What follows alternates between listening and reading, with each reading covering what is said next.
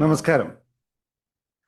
ഇന്ന് ഞാൻ വളരെ പ്രധാനപ്പെട്ട അല്ലെങ്കിൽ കുറേ കാലങ്ങളായി ഇങ്ങനെ ചിന്തിച്ചുകൊണ്ടിരിക്കുന്ന ഒരു കാര്യത്തെപ്പറ്റി സംസാരിക്കാനാണ് വന്നത്.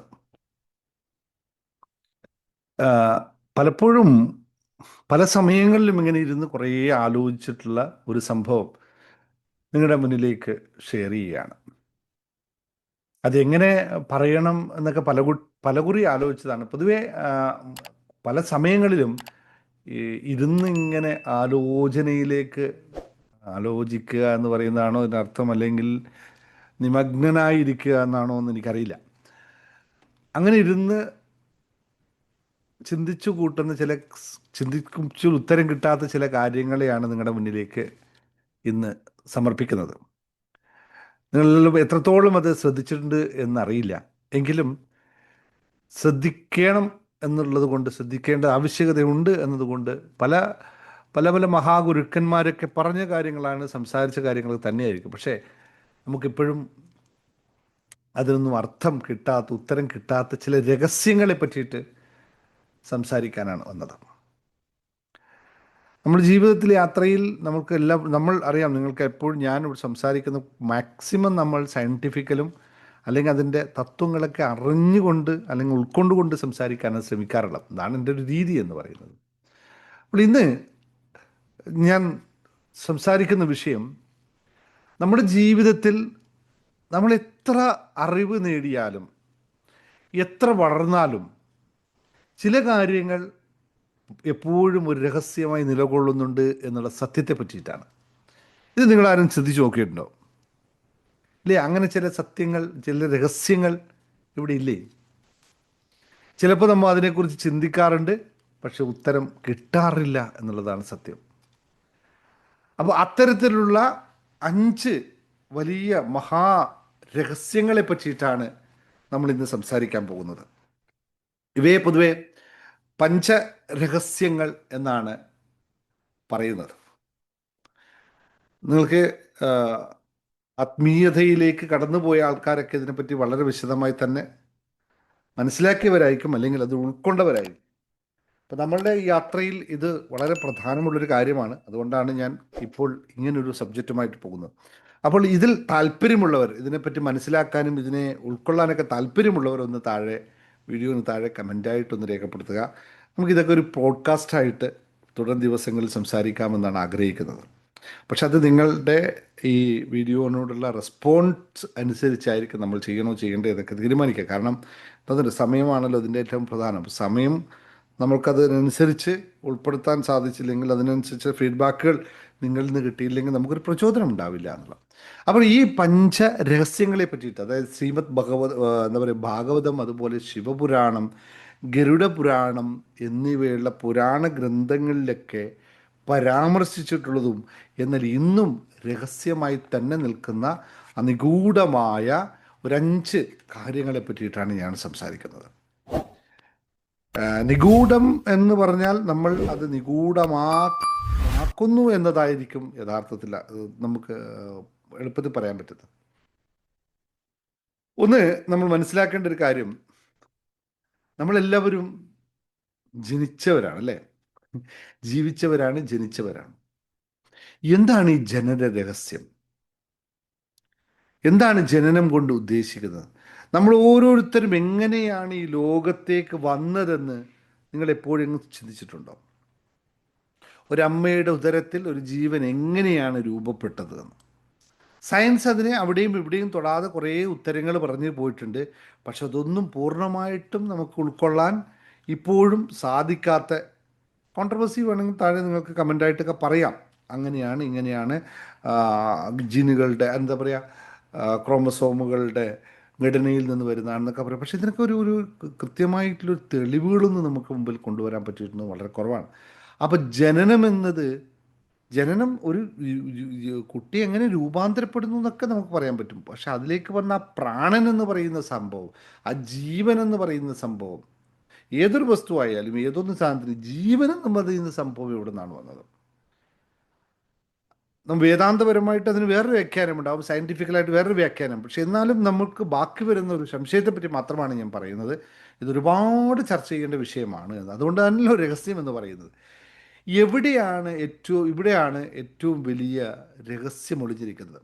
ഒരു ആത്മാവ്, സോൾ എന്ന് പറയുന്നത് എങ്ങനെയാണ് ഒരു ശരീരത്തിൽ പ്രവേശിക്കുന്നത്? പ്രാണൻ എന്ന് പറയുന്നത്, ഞാൻ തൽക്കാലം പ്രാണൻ എന്ന് ഉപയോഗിക്കാം. പ്രാണൻ എങ്ങനെയാണ് ശരീരത്തിൽ പ്രവേശിക്കുന്നത്?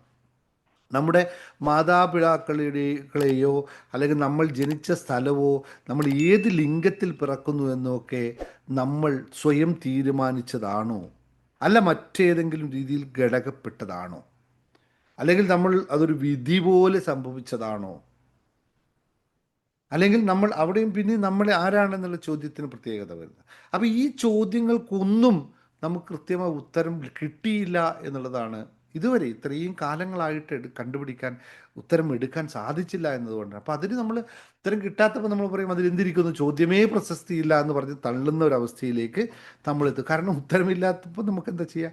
അത്രയേ ഉള്ളൂ. അതുകൊണ്ട് ഇതൊരു മഹാരഹസ്യമായി തന്നെ കിടക്കുന്നു. അതുകൊണ്ട് തന്നെ ഓരോ ജനനവും ഓരോ അത്ഭുതങ്ങളുമായി വലിയ രഹസ്യമായി നിലകൊള്ളുന്നു എന്നാണ്. രണ്ടാമത്തെ രഹസ്യം എന്ന് പറയുന്നത് രാജ്യരഹസ്യം എന്ന് പറയുന്നതാണ്. രാജ്യരഹസ്യം എന്ന ഒരു രാജ്യത്തെ നയിക്കുന്ന ഭരണാധികാരികൾക്കും സ്വന്തം രാജ്യത്തിൻ്റെ സുരക്ഷയ്ക്കും ക്ഷേമത്തിനും വേണ്ടി ചില രഹസ്യങ്ങൾ സൂക്ഷിക്കേണ്ടി വരുന്നു. അത് വളരെ കൃത്യമായി നമുക്ക് മനസ്സിലാക്കാവുന്നതാണ്. അതിനെപ്പറ്റി കൂടുതൽ പ്രതിപാദിക്കേണ്ട ആവശ്യമേ ഇല്ല. രാജ്യത്തിൻ്റെ പ്രതിരോധ മേഖല വിവരങ്ങൾ, യുദ്ധതന്ത്രങ്ങൾ, മറ്റു രാജ്യങ്ങളുമായിട്ട് രഹസ്യ ഉടമ്പടികൾ തുടങ്ങിയവയെല്ലാം ഈ രഹസ്യത്തിൽപ്പെടുന്ന കാര്യങ്ങളാണ്. അത് പരസ്യമാക്കാൻ സാധിക്കുന്നതേ അല്ല എന്നുള്ളത്. അപ്പോൾ ഈ രഹസ്യങ്ങൾ രാജ്യത്തിൻ്റെ നിലനിൽപ്പിനും പുരോഗതിക്കും വളരെ പ്രധാനമാണ്. അപ്പോൾ രാജ്യങ്ങൾ തന്നെ ആപേക്ഷികമാണെന്ന് നമുക്കറിയാം. രാജ്യങ്ങൾ അങ്ങോട്ടും ഇങ്ങോട്ടും പലപ്പോഴും മിക്സപ്പ് ആവുകയും മൈൻഡപ്പ് ആവുകയും ഒക്കെ ചെയ്യുന്നുണ്ട്. പക്ഷേ എങ്കിലും ആ രഹസ്യങ്ങൾ അവിടെ തന്നെ കടന്നു പോകുന്നു എന്നുള്ളതാണ്. അത്തരം രഹസ്യങ്ങൾ ഒരുപാട് നമുക്കെടുത്ത് സംസാരിക്കേണ്ടി വരും. അത് നമുക്ക് തൽക്കാലം അത് ഉണ്ട് എന്നുള്ള തത്വം മനസ്സിലാക്കുക. കുറച്ചും കൂടി നിങ്ങൾ ആദ്യമായിട്ട് ഇതിനെപ്പറ്റി കേൾക്കുന്നവരാണെങ്കിൽ ഒന്ന് റിസർച്ച് ചെയ്ത് നോക്കിയാൽ നമുക്കറിയാൻ പറ്റും. ഓരോ രാജ്യങ്ങൾ, നാട്ടുരാജ്യങ്ങൾ പോലും ചില നീക്കുപോക്കുകൾ, ചില ചില നടപടിക്രമങ്ങൾ, രഹസ്യ ഉടമ്പടികളൊക്കെ ഇപ്പോഴും നിലവിലുണ്ട്. അപ്പോൾ ഈ വിവരങ്ങൾ പുറത്തു പോയാൽ അത് രാജ്യത്തിൻ്റെ സുരക്ഷയെ ബാധിക്കുന്ന വിഷയങ്ങളാണ്. അതുകൊണ്ട് ഇത്തരം വിവരങ്ങൾ അതീവ രഹസ്യമായി തന്നെ സൂക്ഷിക്കുന്നു എന്നാണ് മനസ്സിലാക്കുന്നത്. മൂന്നാമത്തെ രഹസ്യം എന്ന് പറയുന്നത് പ്രകൃതി രഹസ്യമാണ്. എന്താണ് പ്രകൃതി രഹസ്യം? മനുഷ്യൻ ഏറ്റവും കൂടുതൽ പഠിച്ചിട്ടുള്ളതും പഠിച്ചുകൊണ്ടിരിക്കുന്നതും എന്നാൽ ഏറ്റവും കൂടുതൽ രഹസ്യമായി ബാക്കിയുള്ളതുമായ വിഷയമാണ് പ്രകൃതി വിഷയം എന്ന് പറയുന്നത്. പ്രപഞ്ചത്തിൻ്റെ ഉത്ഭവം, നക്ഷത്രങ്ങൾ രൂപീകരണം, കടലിൻ്റെ അടിത്തട്ടിലെ ജീവികൾ, കാടിൻ്റെ ഉള്ളറകളിൽ അറിയപ്പെടാത്ത സസ്യലതാദികൾ, ഇവയെല്ലാം പ്രകൃതി ഒളിപ്പിച്ചു വെച്ചിട്ട രഹസ്യങ്ങളാണ്. നമുക്കൊന്നും ഇപ്പോഴും എവിടെയും എത്തിപ്പെടാൻ പറ്റാത്ത ഒരു രഹസ്യമാണ്. കാലാവസ്ഥാ വ്യതിയാനങ്ങൾ, യഥാർത്ഥ കാരണം എന്താണ്, എന്തുകൊണ്ടാണെന്നൊക്കെ ഇപ്പോഴും ഒരുപാട് രഹസ്യമായി കിടക്കുന്ന സാധനം. അതുപോലെ തന്നെ കഴിഞ്ഞ പ്രാവശ്യം നമ്മുടെ ISRO ചെയർമാൻ്റെ ഒരു സംഭാഷണം ഇത് കേട്ടിരുന്നു. അതുപോലെ തന്നെ അങ്ങനെയുള്ള കുറേ കാര്യങ്ങൾ ഞാനിങ്ങനെ കേൾക്കുമ്പോൾ ഈ നമ്മുടെ എന്താ പറയുക ആൾ സയൻറ്റിസ്റ്റുകളുടെ കുറേയൊക്കെ കാര്യം, അപ്പോൾ ഭൂമിയുടെ ഗ്രാവിറ്റേഷണൽ ഫോഴ്സിനെ പറ്റിയിട്ട്, അതിൻ്റെ കിലോമീറ്ററുകൾ, അതിനപ്പുറത്തേക്ക് പോകുമ്പോൾ സംഭവിക്കുന്ന കാര്യങ്ങൾ, അങ്ങനെ കുറേ കാര്യങ്ങൾ നമ്മളിപ്പോഴും കണ്ടുപിടിക്കാതെ ഒരു ഗസ്സിങ്ങിൽ നടന്നു പോകുന്നുണ്ട് എന്നുള്ളതാണ്. പക്ഷേ അത് ഓൾമോസ്റ്റ് ഓക്കെ, ഗസ്സിങ്ങിനകത്തും നോർമൽ പ്രോബ്ലം. പക്ഷേ ഭൂമിയുടെ കാന്തിക വിലയും അതിനപ്പുറത്തുള്ള ശാസ്ത്രത്തെ ഒന്ന് പഠിച്ചുകൊണ്ടിരിക്കുകയാണ് മനുഷ്യൻ. അപ്പോൾ പ്രകൃതിയുടെ ഓരോ മാറ്റവും ഓരോ പുതിയ ചോദ്യങ്ങൾ ഉയർത്തുകയാണ് ചെയ്യുന്നത്. അപ്പോൾ പ്രകൃതിയുടെ ശക്തി നമ്മൾ വിചാരിച്ചതിൽ എത്രയോ വലുതാണ് എന്നുള്ളത് നമുക്കറിയാം. പക്ഷെ അതിൻ്റെ രഹസ്യം പൂർണ്ണമായിട്ടും നമുക്ക് ഉൾക്കൊള്ളാനോ അറിയാനോ പറയാനോ പറ്റുന്നില്ല എന്നുള്ളത് ഇപ്പോഴും മനസ്സിലാക്കണം. മറ്റൊന്ന് എന്ന് പറയുന്നത്, മതപരമായിട്ട് ഞാനതിനെ എടുക്കുന്നില്ല, അതിന് പകരം മന്ത്രത്തിൻ്റെ കാര്യം പറയും. മന്ത്രം എന്ന് പറഞ്ഞാൽ ചാൻറ്റിങ്. മന്ത്രത്തിൻ്റെ രഹസ്യം എന്താണ്? നമ്മളൊക്കെ ഈ ക്ലാസ്സിൽ ഏറ്റവും കൂടുതൽ അഫ്രിമേഷൻസ് പ്രാക്ടീസ് ചെയ്യുന്നവരാണ്. അപ്പോൾ എന്താണ് ഈ അഫ്രിമേഷൻ്റെ ശക്തി? അല്ലെങ്കിൽ എന്താണ് നമ്മുടെ ഒരു പുസ്തകം തന്നെ ഉണ്ട്, ജീവിത വിജയത്തിൻ്റെ രഹസ്യം എന്ന് പറയുന്ന പുസ്തകത്തിൽ അഫ്രിമേഷൻസിനെ പറ്റി പറഞ്ഞത് മന്ത്രങ്ങളാണ്. അപ്പോൾ ഈ മന്ത്രങ്ങളുടെ ശക്തി എങ്ങനെയാണ് വർക്ക് ചെയ്യുന്നത്? വാക്കുകൾക്ക് ശക്തിയുണ്ടെന്ന് നമ്മൾ പറയാറുണ്ട്. മന്ത്രങ്ങൾ ആ ശക്തിയുടെ ഉദാഹരണങ്ങളായിട്ടാണ് വരുന്നത്. നമ്മൾ എന്ത് പറയുന്നുവോ അത് സംഭവിക്കുന്നു എന്ന് നമ്മൾ പറയാറുണ്ട്. അപ്പോൾ ഈ മന്ത്രങ്ങൾ എന്നത് വെറും വാക്കുകളിൽ അവയ്ക്ക് ആഴത്തിലുള്ള അർത്ഥങ്ങളും വൈബ്രേഷനുകളും ഉണ്ടെന്നും നമുക്കറിയാം. എങ്കിലും ശരിയായ രീതിയിൽ ഉച്ചരിക്കുന്ന മന്ത്രങ്ങൾക്ക് നമ്മുടെ ശരീരത്തിലും മനസ്സിലും വലിയ മാറ്റങ്ങൾ വരുത്താൻ കഴിയുമെന്നും നമുക്കറിയാം. എന്നാലും ആ ഒരു മന്ത്രത്തിൻ്റെ ശക്തി അതിൻ്റെ അർത്ഥത്തിലല്ല, മറിച്ച് അതിൻ്റെ താളത്തിലും വൈബ്രേഷനിലുമാണെന്നും അറിയാം. എന്നാലും അതിൻ്റെ പിന്നിൽ യഥാർത്ഥ ശാസ്ത്രം ഇന്നും പൂർണ്ണമായി മനസ്സിലാക്കാൻ നമുക്ക് സാധിച്ചിട്ടില്ല എന്നുള്ളതാണ്. എങ്ങനെയാണ് ഇത് സംഭവിക്കുന്നതെന്ന് വെച്ചാൽ അത് സംഭവിക്കുന്നു എന്ന് മാത്രമാണ് പറയാൻ പറ്റുന്നത്. ഏതിപ്പോൾ സയൻറ്റിഫിക് എടുത്തു കഴിഞ്ഞാൽ നമ്മുടെ എന്താ പറയുക, നമ്മുടെ സൈക്കോളജി എടുത്തു കഴിഞ്ഞാൽ എന്തെടുത്തു കഴിഞ്ഞാലും അത് പോസിബിളാണ്, അങ്ങനെ വർക്ക് ചെയ്യുന്നതെന്നറിയാം. പക്ഷെ ഇതിൻ്റെ പിന്നിലെ കൃത്യമായ നിർവചനങ്ങൾ ഇപ്പോഴും അപൂർണമാണ് എന്നാണ് ഞാൻ പറഞ്ഞത്. ഇത് രഹസ്യമായി കിടക്കും. അഞ്ചാമത്തെ ഏറ്റവും പരമപ്രധാനമായ രഹസ്യം എന്ന് പറയുന്നത്, ഏറ്റവും സത്യവും എന്നാൽ ഏറ്റവും രഹസ്യവുമായ കാര്യം എന്ന് പറയുന്നത് എന്താണ്? ജീവിതത്തിലെ ഏറ്റവും വലിയ രഹസ്യം, ഒരുപക്ഷെ ഏറ്റവും ഭയപ്പെടുന്ന രഹസ്യം.